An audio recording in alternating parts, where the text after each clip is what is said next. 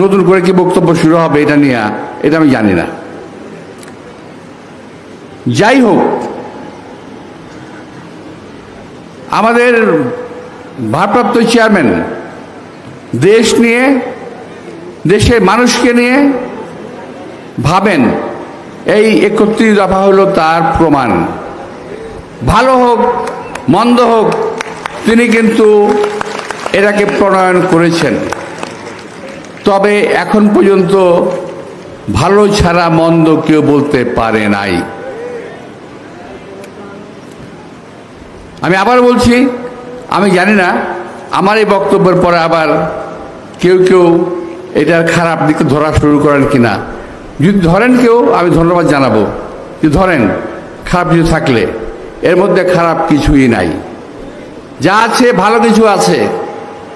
আজকে সংস্কার কর্মসূচি চলছে, নির্বাচনকে সামনে রেখে দেশে সংস্কারের কর্মসূচি চলছে। এই অন্তর্বর্তীকালীন সরকার সংস্কারের কাজে হাত দিয়েছে। আমি কিন্তু ওনাদের সংস্কারের নতুন এমন কিছু পাই নাই যেটা আমাদের অ্যাক্টিং চেয়ারম্যান তারেক রহমানের 31 দফার মধ্যে নাই, এমন কিছু আমি পাই নাই। সুতরাং সংস্কার করতে করতে নির্বাচন দেরি হয়ে যাবে, এইটা অমূলক নয়, এই ধারণা জাতি করতেছে। কিংবা এর উসিলা ধরে নির্বাচনে পেছাবেন, এটাও জাতির ধারণা অমূলক নয়। দয়া করে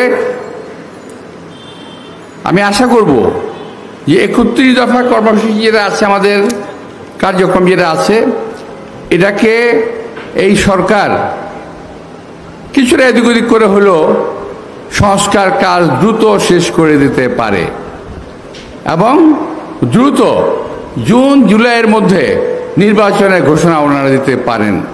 যদিও এই সরকার বলেছেন ডিসেম্বরের মধ্যে নির্বাচন দেবেন, কিন্তু কেন অযথা বিলম্ব হবে নির্বাচনের জন্য?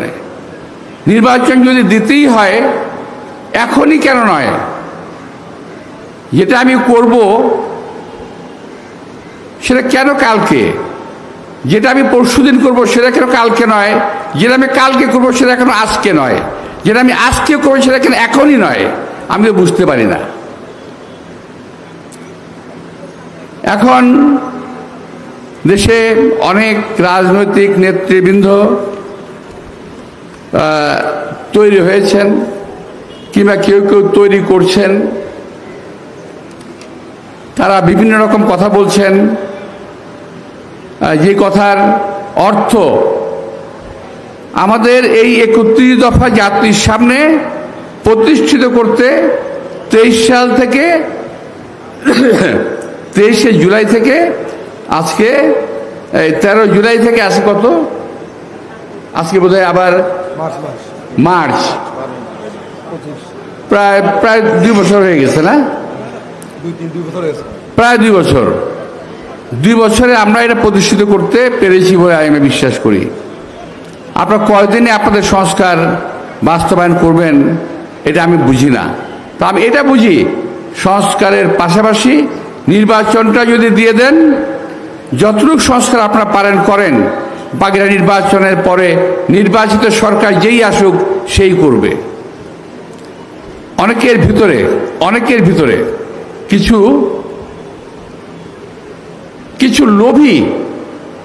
কিছু লোভী রাজনীতিবিদ আছেন, কিছু লোভী রাজনৈতিক দল আছে, কিছু রাজনৈতিক দল আছে যারা শুধুমাত্র বিরোধিতার জন্য বিরোধিতা করে, কার্যকর কোনো বিরোধিতা নয়। এই দলগুলো পাকিস্তান সৃষ্টির লগ্ন থেকে, ভারত বিভক্তির থেকে শুরু করে আজ পর্যন্ত শুধু বিরোধিতাই করে গেল। দেশ প্রেমের লেশ মাত্র তাদের ভিতরে নাই। তারা দেশকে ভালোবাসে না, দেশের মানুষকে তারা ভালোবাসে না। তারা ভালোবাসে যেভাবেই হোক ক্ষমতায় থাকতে হবে, যেভাবেই হোক ক্ষমতায় যেতে হবে। আমাদের তো আপত্তি কিছু না। দেশের লোক যদি ভোট দিয়ে আপনাদের ক্ষমতায় নেয়, আপনাদের কি আছে? ভোটে আসেন। ভোটকে ভয় পান কেন? নির্বাচনকে ভয় পান কেন আপনারা? এইটা না হলে নির্বাচন করা যাবে না, ওইটা না হলে নির্বাচন করা যাবে না। আরে ভাই, 17 বছরে বহু নেতার ফাঁসি হয়েছে, 17 বছরে বহু নেতা কর্মী গুম হয়েছে, 17 বছরে বহু নেতা কর্মী খুন হয়েছে। এই 17 বছরে এই মঞ্চে যারা আছেন মা বোন সহ সকলেই কম বেশি বহু লোক জেল খেটেছেন। এইটা কি খামাখাই করছে নাকি? আমরা রাস্তায় এই গরমের মধ্যে প্যারেড করছি, এটা কি প্যারেড মনে হয় আপনাদের কাছে? আমরা বুকের তাজা রক্ত রাজপথে বিলিয়ে দিয়েছি গণতন্ত্রের জন্য, কথা বলার জন্য, ভোটের অধিকারের জন্য। আজকে ভোটের সময় যখন আসলো, এখন বলেন এইটা না করলে ভোট হবে না, ওইটা না করলে ভোট হবে না। কেন রে ভাই, কেন? যারা লম্বা লম্বা কথা বলেন তারা বলেন বুকে হাত দিয়ে যে এই যে 5ই আগস্টের 5ই জুলাইয়ের জুলাই আগস্টের আন্দোলনে আপনাদের কজন নেতা কর্মী শাহাদাত বরণ করেছেন? বিএনপির 422 জন, কত 22 জন, 422 জন নেতা কর্মী শাহাদাত বরণ করেছে, শহীদ হয়েছে এক মাসে। আপনাদের কয়জন হয়েছে? আপনার বুকে হাত দিয়ে বলেন, যারা লম্বা লম্বা কথা বলেন আজকে করতে দেওয়া হবে না, করতে দেওয়া যাবে না। আরে ভাই, আওয়ামী লীগ তো দেশটাকে বাপের তালুক ভাবছিল, যার কারণে যা খুশি তাই বলছে। আপনারাও কি তাই ভাবেন? এই বাংলাদেশ কারো তালুকদারি নয়, এই বাংলাদেশ এই জনগণের। সুতরাং কথাবার্তা বলার সময় হিসেব করে বলবেন, যাতে আমাদেরকে বেহিসেবি কথা বলতে না হয়। আমি কথা বুঝতে পেরেছি? আপনারা কথাবার্তা বলার সময় হিসেব করে বলবেন, যাতে আমাদেরকে বেহিসেবি না হতে হয়। বেহিসেবি কথা বললে কিন্তু আমরা বেহিসেবি অনেক কথা বলতে পারি, বেহিসেবি কাজ করলে কিন্তু আমরা বেহিসেবি অনেক কাজ করতে পারি। কিন্তু আল্লাহর রহমতে শহীদ রাষ্ট্রপতি জিয়াউর রহমানের দল কখনো এই ধরনের কোনো অপকর্ম কাজকর্মে যায় নাই। আপনারা তো খুব তালি দিলেন মনে হয়, না? খুশি? শোনেন, এই দলগুলো, আমি কালকে একটা বক্তব্যে বলেছি যে আমাদের সাংবাদিক ভাইরা আজকাল অনেক দলের কথা পত্রপত্রিকায় লেখে না, অনেক দলের কথা, খারাপ কথা লেখে না, ভালো কথাগুলো হয়তো লেখে দুই একটা। আর বিএনপির ভালো কথাগুলো লেখে না, খারাপ দুই একটা লিখে দেয়। সুতরাং আপনারা তো খুশি হয়েন না, আপনাদের বিরুদ্ধে অনেক বদনাম করতেছে কিন্তু এই সমস্ত লোকগুলা। অপকর্ম করে তারা, চাঁদাবাজি করে তারা, দুষ্কর্ম করে তারা, চাপিয়ে দেয় বিএনপির ওপরে। এই সমস্ত চাঁদাবাজদেরকে প্রতিরোধ করতে হবে, প্রতিহত করতে হবে, মুখের কথায় অথবা কাজে। যদি না করেন তাহলে কিন্তু আমাদের অ্যাক্টিং চেয়ারম্যান সাহেব বারবার বলেছেন, যদি জনগণের মন থেকে উঠে যান, আওয়ামী লীগের যে পরিণতি হয়েছে তার চেয়ে ভয়াবহ পরিণতি কিন্তু হতে পারে। সাবধান থাকবেন। আপনাদের অনেকের নামে, দু একজনের নামে, কিন্তু সবার নামে না। আমার একটা এলাকায় 100 কর্মী আছে, 2টা কর্মী খারাপ, বদমাইশি করে, অপকর্ম করে।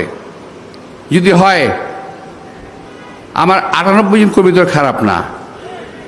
সুতরাং 2 জন লোকের জন্য আমার সমস্ত কর্মী কালিমা লিপ্ত হবে, এটা হতে দেওয়া যাবে না। যদি কোনো চাঁদাবাজ ঢুকে পড়ে কিংবা আসে, অনেক চাঁদাবাজ কিন্তু আওয়ামী লীগের এখন দলের মধ্যে আছে, সব দলেই, বিএনপিতে আছে, জামাতে আছে এবং অন্য সংগঠনের সঙ্গে ঢুকে গেছে। তারা সব দলেই কম বেশি আশ্রয় নিয়ে নিয়েছে। ওই সমস্ত লোকগুলোকে চিহ্নিত করেন, চিহ্নিত করে দল থেকে বের করে দেন কিংবা পুলিশের হাতে সোপর্দ করেন। প্রিয় ভাইরা, শেষ করার আগে শহীদ রাষ্ট্রপতি জিয়াউর রহমানের একটা উদাহরণ আপনাদের সামনে আমি দিয়ে যেতে চাই। 1977-78 যখন ওনার সঙ্গে আমার দিন তারিখটা মনে নাই, আমাদের সঙ্গে যখন মিটিং হয় গণভবনে, ওই যে গণভবন এটা ওই এখানে পার্কের সামনে,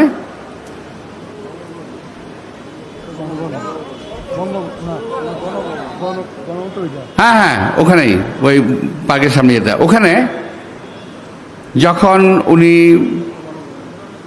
মিটিং করছিলেন আমাদের সঙ্গে, যুব সম্প্রদায়ের সঙ্গে, তখন এই যুব দলে বহু লোক ঢুকে পড়েছিল, বহু লোক বিভিন্ন দল থেকে। মরহুম সাইফুর রহমান সাহেব প্রশ্ন করলেন, স্যার, উনি বলছিলেন দরজা জানালা সব খুলে রাখেন, বাতাস ঢুকতে দেন, পরিচ্ছন্ন বাতাস আসতে দেন, মানুষকে দম নিতে দেন, এই কথা বলছিলেন উনি। কী কারণে বলছিলেন? প্রশ্ন ছিল যে এই আপনার দরজা জানালা খুলে দেওয়ার সুযোগে অনেক খারাপ লোক তো দলের মধ্যে ঢুকে যাচ্ছে। বলি যে ভাই, কীট পতঙ্গ পোকামাকড় দরজা জানালা খোলা পেলে ঢুকে যায়, ওদেরকে একটা একটা করে ধরে বাইরে ফেলে দিতে হবে। বুঝতে পারছেন? ঢুকতে পারে আমাদের দলে বহু লোক, বহু ছদ্মবেশী ঢুকতে পারে, এই লোকগুলোকে একটা একটা করে ধরে বাইরে ফেলে দেবেন, দরজার বাইরে। দলে এদের অবস্থান হবে না। বিএনপিতে কোনো অপকর্মকারী, কোনো দুষ্কৃতিকারী, কোনো চাঁদাবাজির জায়গা বিএনপিতে নাই এবং হবে না। এই কথা মনে রাখবেন সকল সময়ের জন্য। আমি শহীদ রাষ্ট্রপতি জিয়া রহমানের উদাহরণ দিয়ে কথাটা বললাম এই কারণে, তিনি অনেক উদার মনের লোক ছিলেন, সকল ধরনের লোককে জায়গা দিতেন। আমরা আপত্তি করেছিলাম, তখন তিনি বললেন যে এদেরকে বের করে দিতে হবে। সুতরাং কোনো খারাপ লোকের জায়গা বিএনপিতে হবে না। এবং আজকে একটি কথা আমি সর্বশেষ বলে দিতে চাই, দোষ করে কিন্তু সবাই। একটা কথা আছে না বাংলায়, সব মাছ কি জানি করে, সব মাছ, হ্যাঁ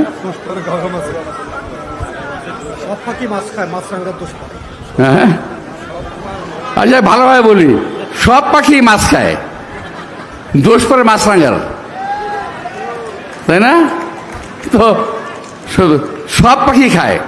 এখন বিএনপি সম্পর্কে বলতে খুব সহজ, বিএনপি দলে আছে।